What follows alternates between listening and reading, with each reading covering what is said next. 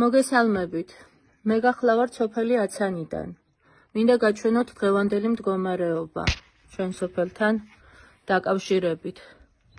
თოვლის საფარმა 2 მეტრზე მეტრს უკვე გადააჭარბა. აბსოლუტურად თოვლის ქვეშაა მოქცეული სოფელი. არა გვაქვს ცენტრალური გზა. აი, ეს არის ჭიშკარი.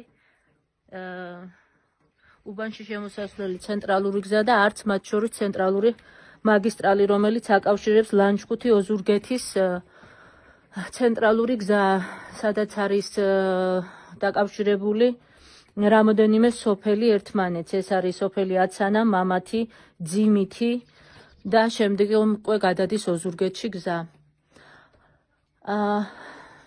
აი მე მინდა გაჩვენოთ პატარა სახლი რამდენად ჩაფლულია თოვლში. დღეს მე-4-ით დავთოვლეთ უკვე ეს სახლი.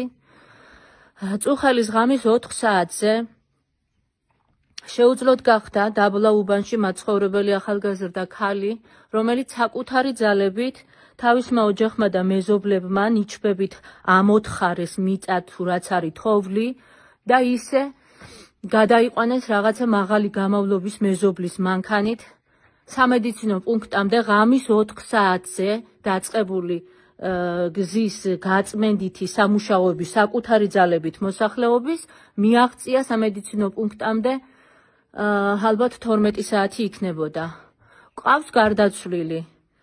სტრესის ფონზე გულით ავადმყოფი მამაკაცი გარდაცვლილა, უსამძიმრებ მის ოჯახს. რაც შეეხება დახმარება, ჩვენამდე არანაირი დახმარება არ მოდის ხალხო. მთავრობის მხრიდან დარეკავდა გეუბნებიან, რომ გზა გაიხსნება და ველოდებით გზის გახსნას. სამედიცინო პუნქტები არ გახსნილა, აი ხომ შეიძლებოდა რომ თქვათ სოფლებში რაღაცა სამედიცინო პუნქტები ყოფილიყო, ერთი ექიმი მაინც ყოფილიყო წამლებით მომარაგებული. არც ეგ არ არის, უბრალოდ წერს სოფლის რწმუნებული რომ ეგ წამალი თუ ვინმე დაგჭირდებათ და პური აქ ვარ, მაგრამ აი მომაწვდინოს მე არ დამჭირდა, მაგრამ ჩემ მეზობელს დაჭირდა, შიშუმ პირია და მას არა აქვს ეხლა ამ წუთას წამალი, მე რაც მქონდა ბოლო წამალი მას გადაუტანე, არ დაუწია მაინც სიცხემ, ბავშვები ციცხიანია. არის კიდე ისეთი ოჯახი, 3 მცირეწლოვანი ბავშვი ყავს, აღარც წყალი ქონდათ, წუხელ სახლი ენგრეოდათ და მეზობელმა შეიფარა. დღეს იმის სახლის სახურავზე იყვნენ ასული ჩვენი მეზობლის ბიჭები და შეუნარჩუნეს სახლის მთლიანობა, მაგრამ პრობლემა მაინც პრობლემად რჩება, საკვებიც გათავებული აქვთ, სასმელი წყალი არა აქვთ და წამლები არა აქვთ. რა ვიცი მეტი რა გითხრათ. ასეთი შეშინებული ბოლოს როდის ვიყავი არ ვიცი.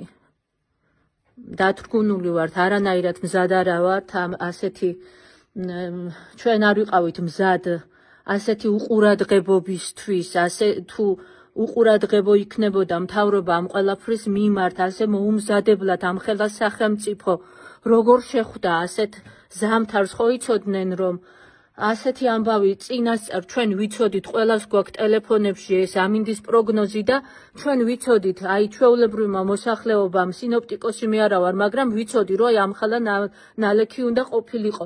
ეს ხო იცოდა მთავრობამ, ეს ხო იცოდა ყველამ, რატომ არ გააკეთეს თავის და როზე მობილიზაცია, რატომ არ გვყავს ჩვენ ტრაქტორები, რატომ არ გვყავს მძიმე ტექნიკა, რატომ არ გაიწმინდა ინტენსიური თოვლის გამო, ინტენსიურად რატომ არ მუშაობდა ტრაქტორები გზაზე.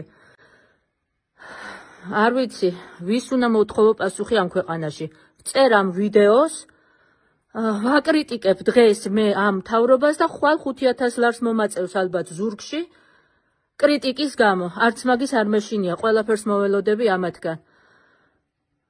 აი ასეთ მდგომარეობაში, რომ დატოვებ საკუთარ მოსახლეობას, ეს დანაშაულია, ეს სისხლის სამართლის დანაშაულია.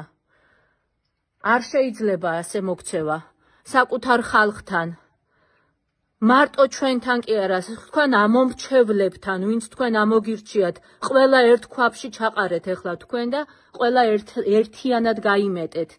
იმის გამო რომ თოვლი თურმე ლამაზია და სელფები უნდა გადავიღოთ თურმე თოვლში და კი თოვლი ლამაზია 1-2 დღე სტიქიაა უკვე ეს სილამაზი არა ეს სტიქიაა და ეს ადამიანებს ღუპავს ეს ანადგურებს სახლებს წლების განმავლობაში რო იშრომა ხალხმა აი სახლები ჩამოექცათ დღეს და ხვალდაზე თქვენ ამისთვის თანხებს გამოყოფთ და ხვალ სახლებს აუშენებთ ხომ და ისევ იმ დაუბრუნებთ ხომ პირვანდელ სახეს მათ სახლებს არ ვიცით ვინმე მოგვეხმარეთ ას ჯაჯარიაო შემოსულიო და სამხედროაო შემოსული და გვეხმარა მე არ მინახია არავინ არც ჯარი მინახია აქ მოსული და არც სამხედრო მინახია შეიძლება არის სხვადასხვა სოფლებში მაგრამ აცანაში მე არავინ არ მინახია ისეთ უბანში ვცხოვრობ სავსეა ეს უბანი ადამიანებით და ამ უბანში უნდა შემოსულიყვნენ 2 მოხუცი ცხოვრობს ზემოთ ვინ მივიდა საერთოდ არავინ არ მინახია მისული კარგად ზანდებოდეთ, გმადლობთ თუ ვინმე მოგვაქცევს ყურადღებას და დაგვიდგება გვერდით, დიდი მადლობა მინდა ყველას გადაუხადო, ჩემი სახელითაც და ჩემი მეზობლების და ჩემი სოფლის სახელით.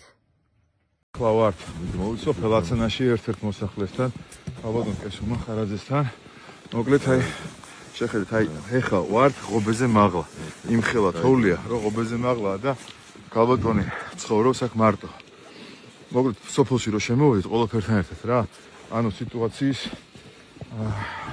ცინიზმი მინდა აგიხსნა დაგვხვდა ერთი ადამიანი არ ვიცი ვინ იყო და დიდათ არც მაინტერესებს რომელმაც გვითხრა რომ რა გინდა თუ აქ ყველაფერი მოგვარებულია ყველასთან ნამყოფიაო სამაშველოა და ყველაფერი კარგად არისო რა თქო რა საჭირო ხარ თუ აქ ხო და აი უბრალოდ მინდა რომ დაინახონ რა როგორ ყველაფერი მოგვარებული არის რა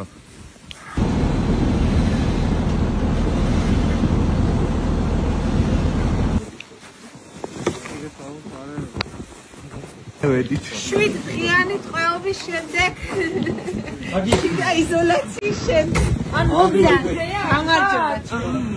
მოვბრძანდით მე მგონი ახლა აწი აღარ მოვხდები აი ხალხო იმფერის თოვლი მოვიდა მთლიანად გაასწორა ყველაფერი თავის კედლებიანად დაშალა ეს ახლა ვინმე იტყვის დაგეთოვლა და რამეო შეუძლებელია ამხელა სახლი მემარტვა ვებძოლე რომ გადამერჩინა სახლი გადამერჩინა მანქანა აგერ ამხელა უაზრო თოვლი მოვიდა ხალხი სახლები დენგრა ხალხს დენგრა სახლები ხალხი ადამიანი გადეიცვალა მეორე სოფელში და ვერასაფლავები გზა არ გვაქვს, კვალი არ გვაქვს და დენი არ გვაქვს. არაფერი არ გვაქვს. ხელისუფლება არაფერს არ აკეთებს. ხელისუფლებამ ხალხს უთხრა ვარი. დახმარებისთვის და გვერდში დადგომისთვის. ხელისუფლებამ ვარი თქვა. ვარი გოთხრა ჩვენ ხალხი ვებძოლებით ერთმანეთს. აი რამხელად მეტრანახევარი თოვლი მოვიდა.